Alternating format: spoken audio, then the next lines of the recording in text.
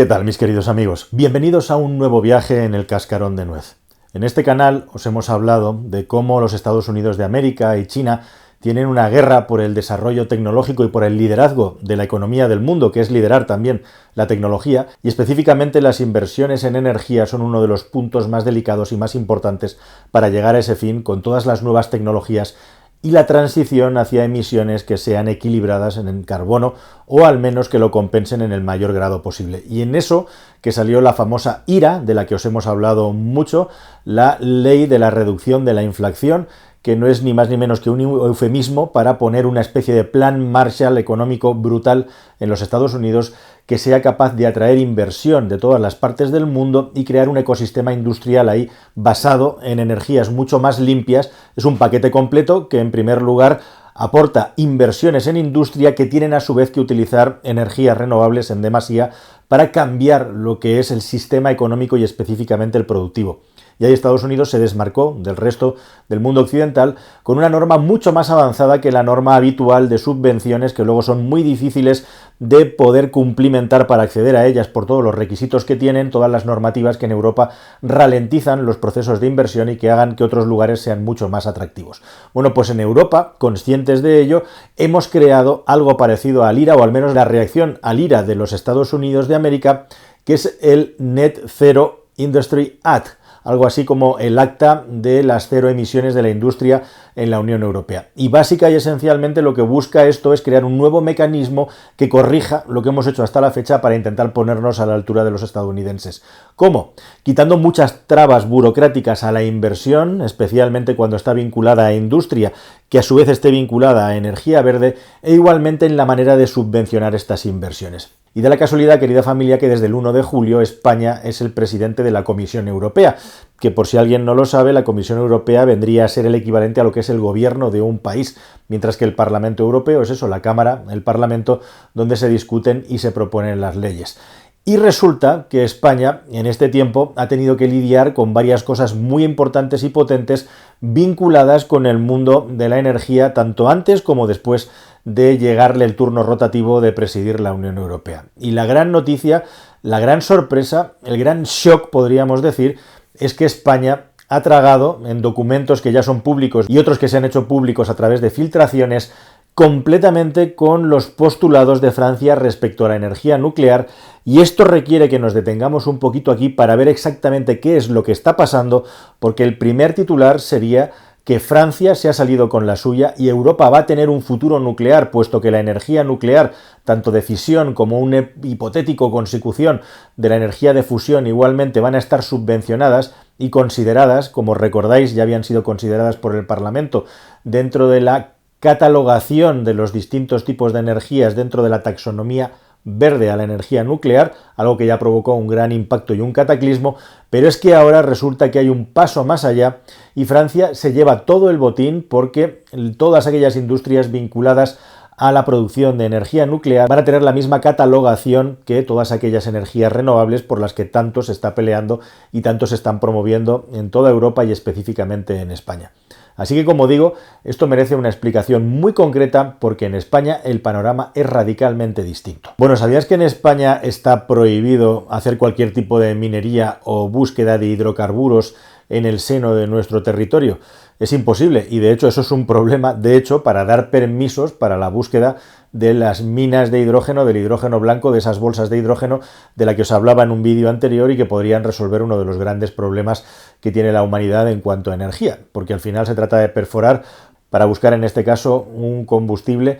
que teóricamente y legalmente no se puede buscar, aunque sea hidrógeno, que se supone que es inocuo precisamente por lo que te estoy contando. En segundo lugar, ¿sabías que en España está completamente prohibido buscar cualquier tipo de mineral o hacer cualquier tipo de minería que esté vinculada a la energía nuclear? Pues sí, ni uranio ni cualquier tipo de producto derivado que pueda ser utilizado para minería que luego vaya a la nuclear está permitido que se busque en España. Igualmente las limitaciones para la búsqueda de hidrocarburos, como te digo, son tremendas y además nuestro país tiene una ley, tanto la ley de cambio climático como la ley del cierre de las nucleares, que está cerrada a cal y canto y que le pone fecha de caducidad a las centrales nucleares. Hay muchísimo malestar en las compañías eléctricas por cómo se ha llevado este tema. Las nucleares en España no van a durar más de lo que la ley ya tiene establecido y predeterminado, y la energía nuclear en España pues se ha convertido en algo que es un verdadero problema mantenerla y sostenerla al mismo tiempo que la necesitamos, igual que necesitamos las centrales de ciclo combinado de gas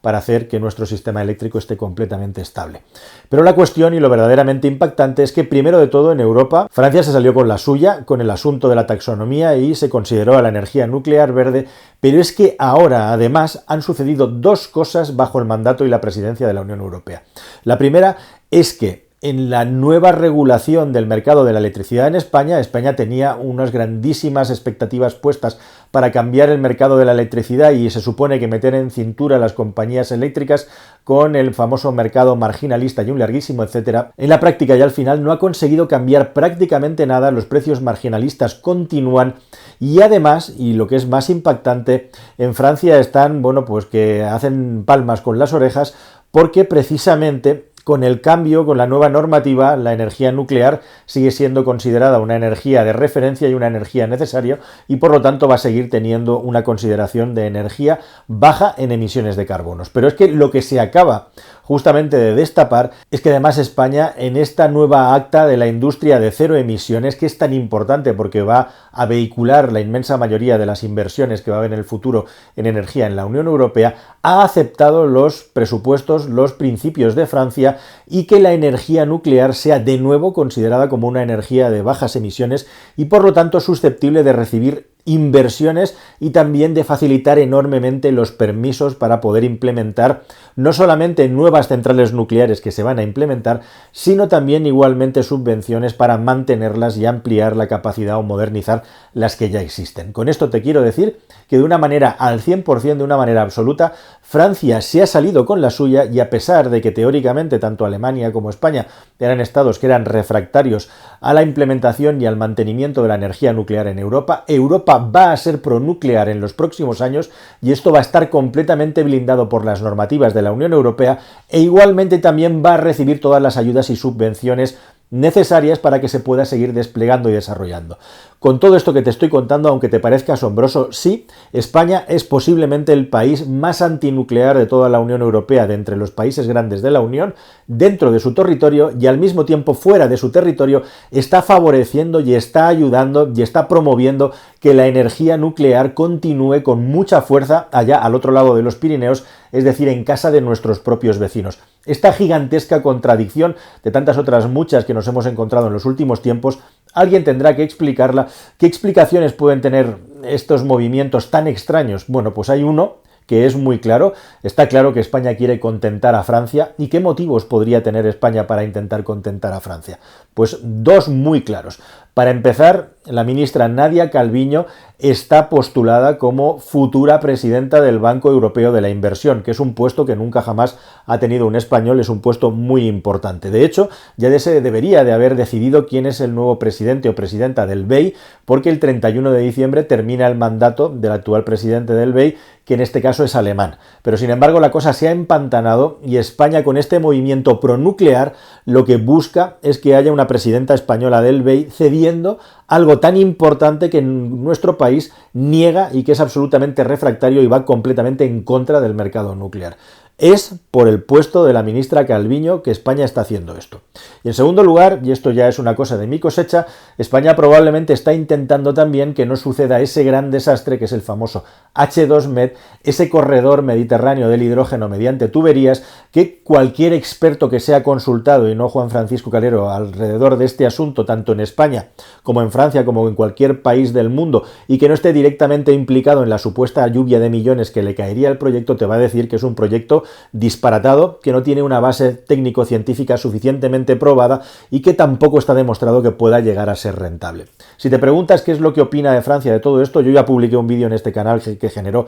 bastante polémica, anunciando lo que iba a pasar y diciendo que Francia se estaba marcando un gol tremendo porque a cambio de eso estaba colando el hidrógeno rosa, es decir, aquel que es generado con energía nuclear, como un hidrógeno equivalente al hidrógeno verde. Bueno, esto más o menos luego se matizó en la Unión Europea, lo que no quita que la ya llave del gas, en este caso del hidrógeno, para entrar en Europa por tuberías, sigue estando en Francia, y los informes energéticos y los informes de estado de la cuestión en Francia son tremendamente cautos y ponen en cuestión que estas infraestructuras sean rentables y llevaderas en el futuro. Y además, como dicen muchos, también creen que es absolutamente imposible que en el año 2030 esta infraestructura pueda estar en funcionamiento, una infraestructura que en España se sigue engordando e inflando en cuanto a posibles socios que participen en ella, pero tenéis que saber vosotros, ciudadanos de muchas provincias, que habréis leído en la prensa de vuestras comunidades o provincias, pues eso, que vais a ser un lugar de paso para el hidrógeno y un hub del hidrógeno, que requiere de al menos un 50% de la inversión del coste total en subvenciones de la Unión Europea para que este macroproyecto se pueda poner en marcha. En un momento además en el que algunas empresas energéticas en España han decidido adelantarlo por la derecha, creando sus propios centros de producción del hidrógeno y distribución que llegarían a Europa en lugar de por tuberías a Francia, en barco y hasta los puertos de Holanda, hasta el puerto de Rotterdam, desde donde se distribuiría para toda Europa, cosa que hizo que el mismísimo rey de Holanda estuviera de visita en nuestro país hace unos meses. Así que, querida familia, este es el panorama. Las puertas giratorias también funcionan a nivel de Unión Europea. ¿Qué puede sacar España de tener una presidenta en el BEI? Bueno, pues habrá que verlo. Lo cierto es que en algún momento nuestra ministra de Transición Energética, Teresa Rivera, y también Nadia Calviño y el resto del gobierno tendría que explicar cómo siguen una política tan radical y refractaria contra la energía nuclear cuando en Europa hacen exactamente lo contrario, y si hacen exactamente lo contrario, ¿cuáles serían los beneficios que tendría nuestro país a cambio de aceptar que la energía nuclear, tanto la de fisión como una hipotética energía nuclear futura de fusión, se sigan desarrollando en la Unión Europea, algo que, como digo, ha defendido esencialmente Francia, que es un país que depende de eso, y que ahora ha nacionalizado la empresa eléctrica principal del país justamente para que su energía nuclear, sus empresas y sus centrales nucleares no se arruinen, y otros países nórdicos que no tienen tanto complejo y son mucho más pragmáticos que el nuestro, al mismo tiempo que eco-friendly igual o más, como es el caso, por ejemplo, de Finlandia, que acaba de poner en marcha una megacentral nuclear que alimenta un porcentaje, un mordisco bien importante de toda la energía eléctrica que requiere aquí el país. Así que, querida familia, este es el gran timo o la gran estafa de la energía nuclear.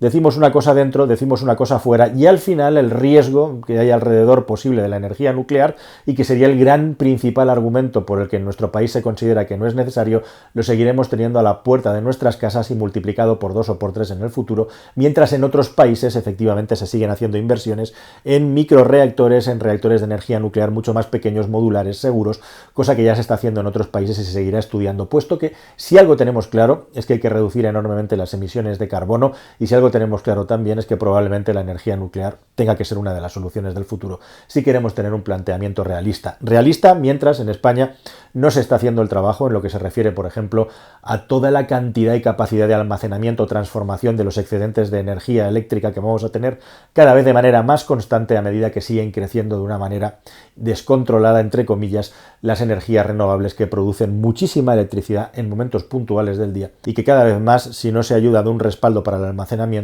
acabaremos perdiendo. Nada más, querida familia, espero que toda esta información te haya parecido relevante y suficientemente clara, y nos vemos en un próximo vídeo aquí en el Cascarón de Nuez, como siempre, hablando de estos temas. Hasta el siguiente. Adiós.